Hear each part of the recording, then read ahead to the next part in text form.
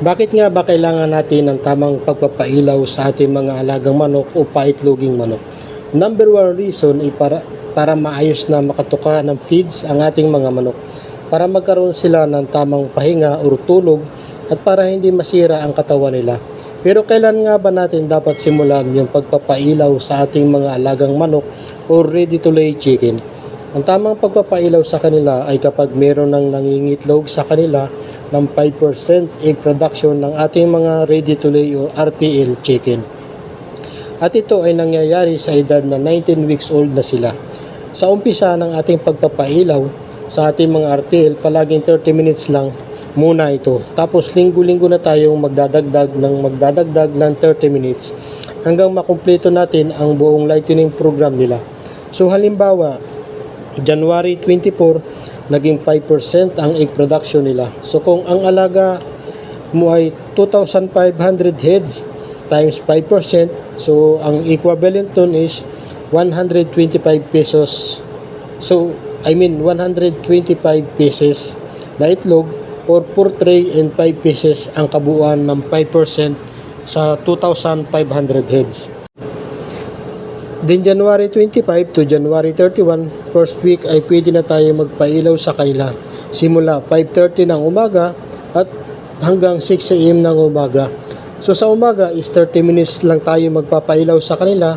So pagdating naman ng hapon from 6 PM to 6:30 PM ng gabi. So sa sumunod na linggo naman ay kailangan natin ito uulitin ang pagpapailaw sa kanila. So di ba nag-umpisa tayo nung una is January 25. So magpapailaw tayo sa kanila. So bibilang ulit tayo ng 7 days or 1 week para sa tamang pagpapailaw ulit sa kanila. So uumpisahan natin ng February 1 to February 7 at ito na yung pang 2 weeks nila na pagpapailaw natin sa kanila.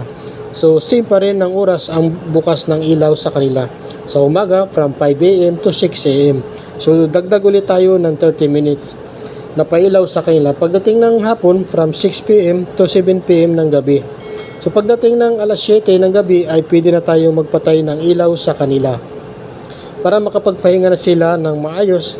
At pagdating naman ng pang 3 linggo sa kanila ay mag-uumpisa ulit tayo ng February 8 to February 14 sa 3rd week nila sa atin. From 4:30 AM to 6 AM ng umaga. At ulitin natin ito ang tamang pagpapailaw sa kanila ng 6 PM to 7:30 PM. So nagdagdag ulit tayo ng 30 minutes na pailaw sa kanila para sa ganon kung meron pa sila natira na feed sa kanilang mga feeder nila ay mauubos pa nila ito. So proceed naman tayo sa pang 4 weeks nila. So di ba February 14 yung pang 3rd week nila sa ating pagpapailaw. So magbibilang ulit tayo ng 7 days. Pagdating ng February 15 to February 21 ay muli tayong magbibigay ng pailaw sa kanila. At tayo ay mag-uumpisa na ng alas 4 na ng madaling araw hanggang 6 AM na ng umaga.